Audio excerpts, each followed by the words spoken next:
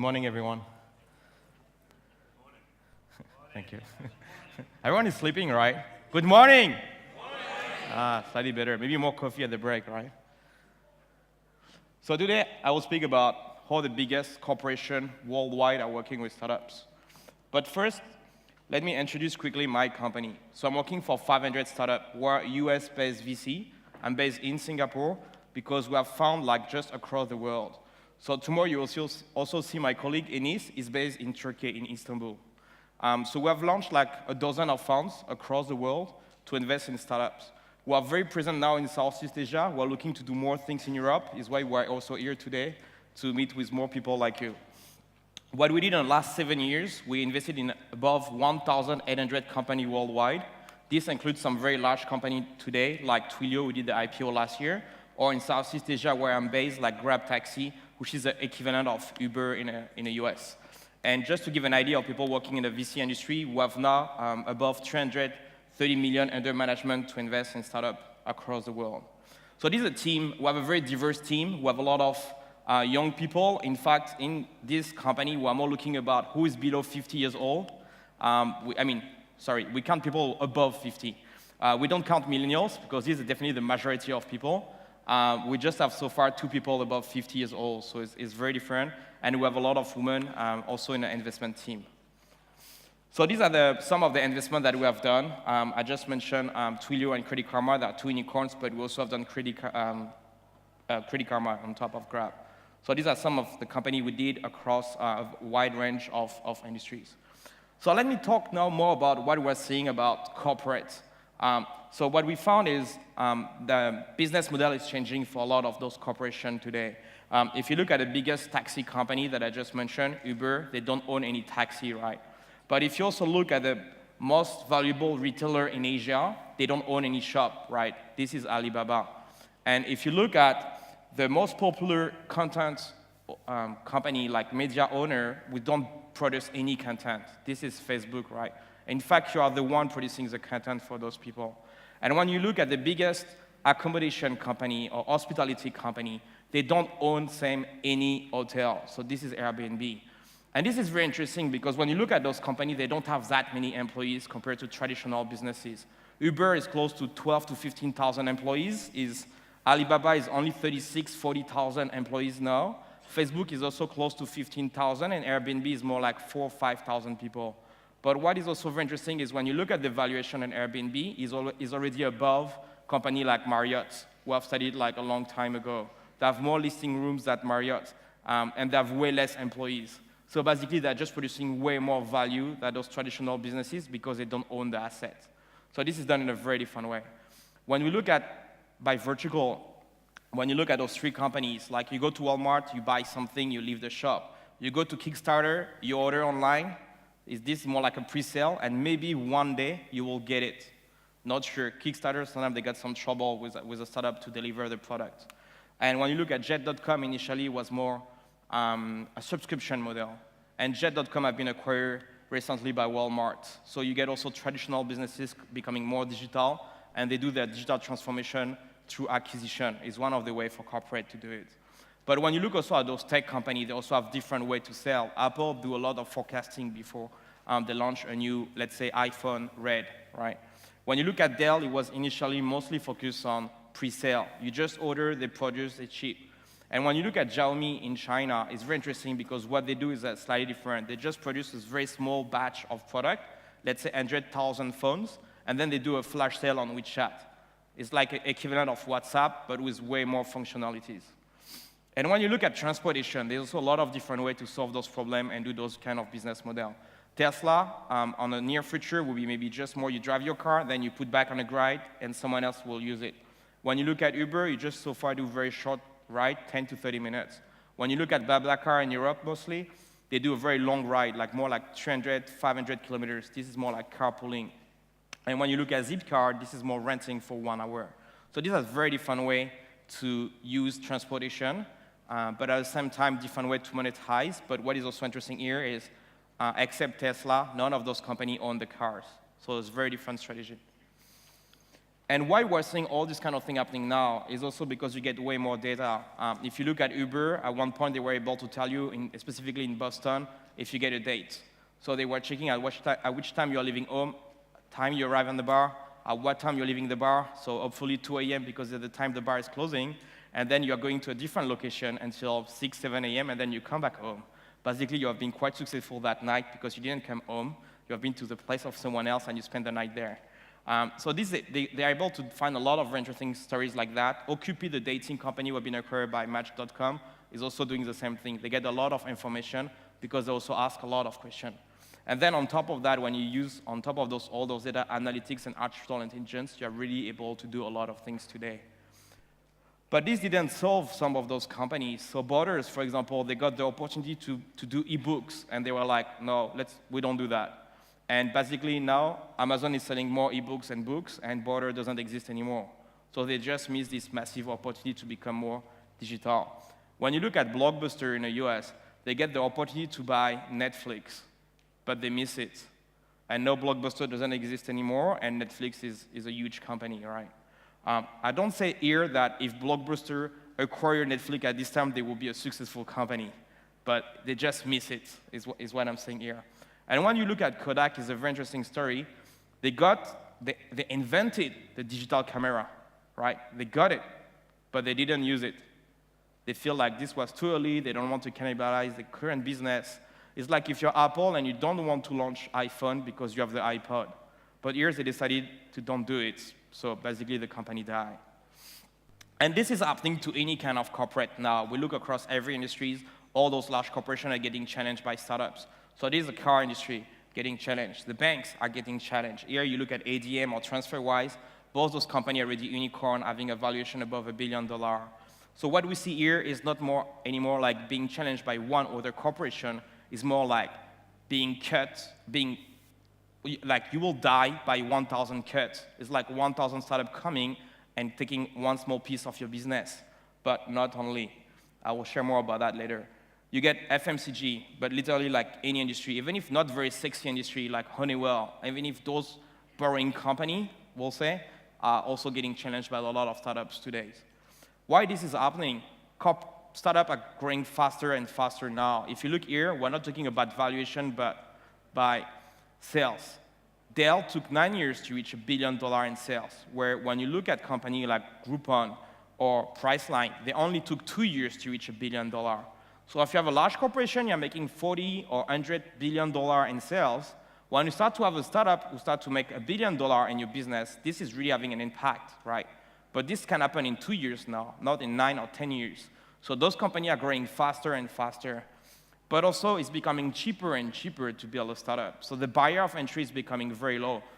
Today, if you have a team of engineers, for $5K, you can really start your company, which was more like $5 million in 2000, due to the server and all the kind of thing. I think on the future with deep tech, we're going back to increase the barrier of entry. And then you get corporate who feel like they did nothing wrong, but basically they just fail.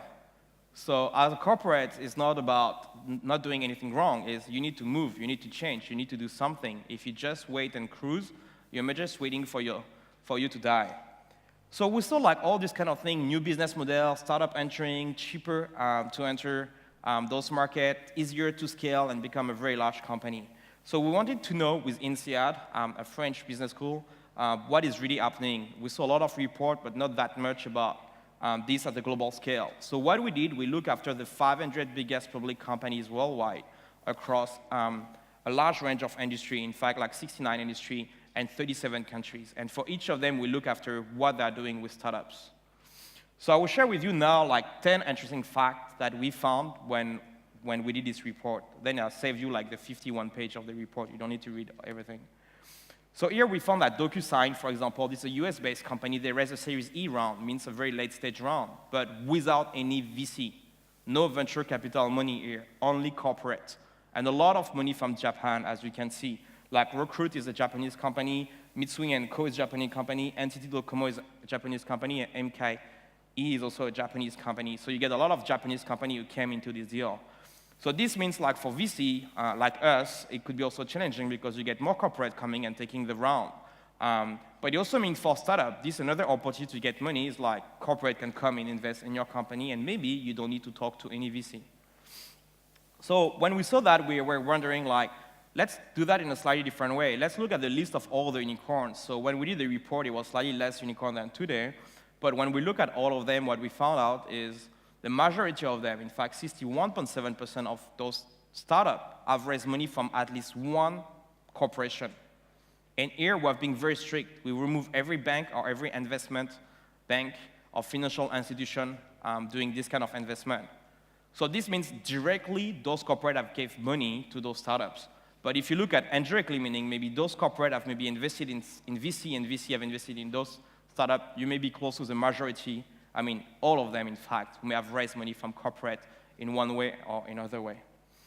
And then we found like some very interesting like investments. So for example, like Spotify have raised money from Coca-Cola. So why a beverage company like Coke will invest in a music streaming company, right? Or why a music streaming company will raise money from a beverage company? Why? Like Spotify will learn about digital thing by Coke. The thing is, when you're a startup, what you need to look after is not necessarily like the money of the corporate, but what are the main assets that the corporate is having. So when you look at Coke, what is very impressive is you can buy a Coke everywhere in the world except two countries, except North Korea and Cuba. And Cuba is opening now, so soon will be only one country in the world. And when you look in that way, that is what Coke is saying is like they have more trucks to deliver Coke can and other beverages across the world than UPS, FedEx, and DHL together. So basically, if you do a deal with Coke on delivery, you just build the biggest infrastructure or supply chain to deliver your product across the world. So this is what Spotify get out of this deal, is basically you just put a QR code or Spotify logo on the can, and you can just get that everywhere in the world. I don't know if you've been in Africa, but I've been lucky to go there. You can go definitely in the middle of nowhere. You ask a can of Coke, and you don't know from where this is coming from, but you get a fresh can of Coke in like 5-10 minutes, even if you're in the middle of nowhere. So the logistics system is quite impressive about where Coke deliver all those cans. But then is what in for Coca-Cola, why they should invest in a company like Spotify. Coke is also looking to do something slightly different, not only delivering beverage, but also want to deliver a great experience. So what they went through that is like, if you drink a Coke, maybe you can get a free song, and you can really enjoy this time with your friend. So this is kind of the thing that this large corporation was looking when they did this investment in Spotify. And then you get some also different stories, like here you get Disney, who acquired Lucasfilm for a few billions a few years ago, but Lucasfilm owns Star Wars. And then Disney decided to do an accelerator, and for that they decided to don't do it themselves, but to have Techstar to do it. So Techstar was running an accelerator for Disney, and then you get this company called Sphero, who joined the program, and they got some mentoring by some very senior person at Disney. And one of these persons shared with the founder of Sphero, hey, look, this will be the next Star Wars, and we will do this little robot. Can you do the same thing that people can play with? So Sphero launched this little hardware that you can see here on the bottom, and these have been a massive hit. If you think on the Sphero perspective, what did you get? You get maybe one of the biggest fan base, people who love Star Wars. Like there's like million of them, if not like a billion of them, loving Star Wars and buy anything that related to Star Wars. And then as an advertisement, you get a movie that will be seen by a crazy number of people. So this is amazing in terms of reach, how many people you will get and how many people are willing to pay to get these little devices. So this was an amazing story for Sphero. As a one-shot, is amazing. Then how this will be sustainable is a different question, but this was a great synergy between those two companies. And then we saw also a lot of telecom companies working with startups. Usually, telecom companies are more looking to do like Orange in Europe, partnership with music streaming company or video streaming company like Dailymotion. Why? Because this increases the average revenue per user, so this is what everyone wants, but also at the same time decrease the churn, meaning like very few users will leave compared to before. But it's not only that is good with telecom company, that of course you're gonna get the reach of all your customers, and they have a lot. This is hundreds of millions for company like Orange or Singtel in Asia. But they can also offer more than the access to the customer. They can also offer access to the suppliers. So here you see two hardware companies, and what they did is like offering to those hardware startups to have access to Orange supplier, for example, in China. If you do hardware and you go to Shenzhen and you just go to a factory and you ask them to produce 1 or 2 or 5,000 items, they don't care about that. It's way too small for them. They will never do it. But if you get a partner like Orange, who may order like millions of items per month in this company to do the box to have access to internet, then maybe they will do a favor and do these 5 or 6 or 10,000 items. So this is also what corporate can do, is leverage the connection with their supplier to give this specific access to startup they're working with. And then we figure out, like, basically corporate do 3 things. They buy, so this is like the M&A, and as you can see, like Walmart bought Jet.com, Unilever bought Dollar Shave Club, GM bought Cruise. All those acquisitions are above $1 billion. So those companies are buying assets to become more digital. Then you get companies who are very good at building. Like if you look at 3M, they're great at building their own things. So they're pretty good in R&D. And then you get companies who are very good at partnering, like Microsoft. So we were wondering, like, okay, let's see if people who are very good at building, are they still also partnering? And what we found out is 9 out of the 10 biggest spenders in R&D are already working with startups by doing partnership with them. And then we really found like any kind of corporate working with startup. Here, Ping An Insurance is an insurance company in China. And they have the venture arm, so they're investing in startup. In Europe, you can find also in Germany, Allianz or AXA in France, who are also having their own venture arm. Allianz also have an accelerator they also have accelerator in France. Another very interesting fact that we found out is, in fact, out of the top 5 countries in the world, 4 of them are in Europe. And France was the number 1. 23 out of 25 of those corporates are working with startups. We don't know if it's really like a peer pressure between all those CEO of those companies who are playing golf together or going to the same club on the weekend. But basically, a lot of those large companies are working with startups in France. And in Europe, again, when you look at how corporate are working with startups, there's also different models. Like Procebian Sat1, who's a media company, they did that in a slightly different way. Instead of giving money in exchange of equity, what they did is like they give time to advertise your product on their channel in exchange of equity. MediaCorp in Asia is also doing the same thing. And as I mentioned, like any kind of corporate are working with startup. Here is an example about Deal Ventures. This is done by Diageo. So if you have an idea for the next great whiskey or wine, you can go through this program in London and you can build this kind of new beverage. There is absolutely no limit.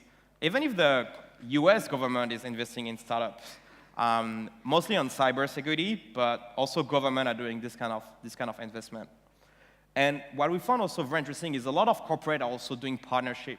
In fact, Orange is very strong on this side. They did a partnership with Publicis to launch a fund, but this is a very interesting partnership because this was 5 French corporations who have been together to do a fund to invest in the mobility. This is interesting because it's really a vertical integration. None of those companies is competing with the remaining 4 companies. So they're just going together, opening the connection in terms of customers, suppliers, and they want to work with more startups in this specific field. Also, this happens sometime in the same industry. You get 5 telecom companies, including Orange, Singtel, and Dutch Telecom, and Telefonica, or partner to work with startups. It's a bit different because even if there's not that much overlap, there is some between like Dutch Telecom and Orange in terms of markets. But those companies really are very like country-centric or by region, and they don't really have a worldwide footprint. So it's not that much overlap between those companies. What will also surprise us a lot is out of those 500 biggest corporations, we found out that the majority of them are working with startups already. 52.4% of those corporations are working with startups. And what here is also very interesting is the top 100 is working 2 times more than the bottom 100. We don't know why yet. Are they more focused on building the next thing? Are they scared about the competition? Do they have more money? Is why they are willing to do that? Is quite surprising, but we found out like the bigger one are definitely working way more with startups. So in the report, we share like a lot of different ways that corporate are working. This is like a simple framework, but there's a lot of subcategories in the report. So events like today that corporate, for example, sponsor hackathon to work with startups. Support services is more like marketing services, for example. Unilever is doing that very well with Unilever Foundry. When you look at startup program, I think one of the great examples is Microsoft BizSpark. This is interesting because this program hasn't been started in the US. They started this program in France. If you look at Telenor, a telecom company, they started their first accelerator in Thailand. So this kind of innovation don't necessarily need to come from the HQ. It can come from a subsidiary. Co-working spaces, Johnson & Johnson is doing pretty great thing around that. So they offer space, but also access to a lot of machine. Is great for biotech or medtech startup, for example. Accelerator and incubator, here you will see like a lot of companies now having a very large network, like Microsoft, Orange, Telefonica, all of them are between 5 to 10 accelerators across the world. And now you see like Oracle and Telenor who are also building this very large network of accelerators that they're running themselves. Spin-off, I think a great example is Cisco. They get several employees who have been in and out of the company several times. They went out, built a company, raised seed funding from Cisco, and then get acquired by Cisco. This happened several times. Investment, as I mentioned here, is what most of the corporate do, in fact. Example, Intel Capital. And then we saw a lot of M&A. So these are the 7 things we look after that I just mentioned in a different way about how corporate are working with startup. Number 1, corporate VC. Number 2, startup competition. And number 3 is corporate accelerator. These are the top 3 choices by corporate to engage with startups. As I mentioned, corporate across the world are working with startups, but those 5 countries are where the corporate are mostly working with startups. All of them in Europe, except one, Japan. We do it in a slightly different way. They are very focused on corporate VC, maybe because they don't want to take too much risk and come later stage. We also saw that by industry, and here interesting, pharma is playing like Japanese, very late stage, corporate VC. Telecom, very interesting, they do it in a different way. Mostly corporate VC initially, but now they open a lot of accelerators to go earlier in the deal flow. Banks and insurance are very interesting because they are starting to be a little bit scared about what is happening, less arrogant than tech and telecom companies, and definitely looking to see what they can do. We mentioned in the report 3 cases, going deeper on those 3 companies, why they are working with startup, how they do it, and how they try to solve those kind of challenge. This is a report, it's a 51-page, it's a free report. It's very easy to get. You just need to send me an email, and I'll send you a free copy for you to download the PDF. It's like 51 pages. If you're a startup and you have questions about how you should work with corporate, or if you're a corporate and have a question about how you want to work with startup, you can also use the same email and just ask me your question. Thank you. Thank you. Don't run away, don't run away. Yeah, Right that way, wait. Thank you very much. So we have something called Slido, and with that, the audience can ask and grill you with nasty questions, potentially also very nice ones. Here's the first one, and it's, do you prefer investing in status quo startups that you know will make money, or pioneering projects that are more risky but would change the world? Okay, so on the VC side, the thing is you have financial institutions. So your goal is to return money to the people who have invested in you. So when you're set up, you raise money from VC, but VC also need to raise money before they invest in you. So the thing is, when you do a deal, you are more looking to get something who may return like 30 or 60 times your initial investment. So you're more looking for the second case. If it's very safe and it may just return you like 2 or 3 times your investment, it's not with that it will return enough money to your own investors as a fund. So it will be mostly the second one. Fair enough. Here's a good one. I quite like that. How do you prepare startups for different sets of rules valid in corporations? Well, this is very challenging. I will say, like, on both sides, like startup working with corporate, is like dating. There's no like perfect rules about how you should do it and how this kind of thing will work.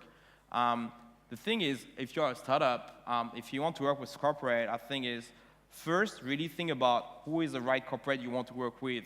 And on that is also looking about, on second, like which kind of asset you want to leverage from this corporate. Is it only money, or is it like logistic, or is it supplier or customers? You need to know exactly what you want. And then to understand like which kind of thing you can solve, which kind of problem can you solve in this corporation, how can you help them? And then based on that, who should be the best person you should talk to? And this can take a lot of time to navigate large organization to know who is the right person. Because the person who may understand what you are doing and which kind of problem are you solving is maybe not the decision maker too. So you can need to talk to 2 or 3 people in the same corporation between the person who understands what you do, the person who may make the decision about working with you, and then you may need also a third person is what I call a champion, is maybe someone very high in the organization, and we can really push the decision. Thank you very much. Here's an interesting question also, is how much are you hands-on with your portfolio companies opposed to follow a spray and pray strategy? Okay, so this is something that a lot of people say about 500, is we're doing a spray and pray strategy. Like we just invest in 100 companies per fund and then hopefully something good happen, right? But I would say like 2 main things about that. First, we feel like it's very difficult at very early stage to just do only 20 investment and get something work out of that. In fact, when you look in one of my colleagues, Matt Lerner, did a blog post about that. If you look after Matt on that, is if you do 100 investment, you are pretty sure that you will get something positive out of it. If you do only 20, you are more looking at luck. You're just looking at being lucky. So the thing is, someone doing only 20 investment may return 1 year a lot, and the next year not that much on a different fund. For us, we're looking at something more constant and always offer like good or great return out of our fund. So it's why we will look at bigger portfolio strategy. Just to give an analogy, is like, do you want to put all your money in Apple and bet that Apple will be higher tomorrow or in 10 years? Or do you prefer to just select what are maybe the 20 best tech companies or companies and invest in those 20? If Apple double is amazing for you, but it's pretty unlikely that this will happen. But the 20, you're pretty sure that at least some of them will do well and will compensate the one who are not doing that well. The second point is we're also leveraging the size. So for example, investing in Southeast Asia, our first fund in South Asia was a 26 million fund, and we invested in 121 startups. What we also do, we put all those founders in a WhatsApp group, and they also help each other, right? So this is something you maybe don't get if you just do very small number of investment. We get that, and we can also put them in relationship with people who are later stage or people who are on the same industry or same position. So we're also leveraging the size to be able to do these kind of things. Cheers. We have one more question. Your 500 corporates report with the IEDC focused on Forbes Global 500. How's the picture changing if we go below Forbes Global 500? Sorry, what is changing on? How's, there you go. How's the picture changing if we go, oh, it's gone, if we go below the Forbes Global 500, as you have a focus on the Forbes 500? How the picture change? Honestly, when we did the report, we were only 2, not like 10 people. So you get a report where you can find 10 names at the end. We were only 2, is why there's only 2 names on the report. We didn't screw any interns on the way. It was only 2%. Charming. So trust me, checking 500 companies one by one on the annual report website and Google across several keywords, across several pages of results was already a lot of work. So we don't know yet about the next 500, but we saw on the first 500 that already there's difference on size, depending on the valuation of those companies and how much they work with startups. Fair enough. Thank you very much. Cheers. Thanks a million. Take care.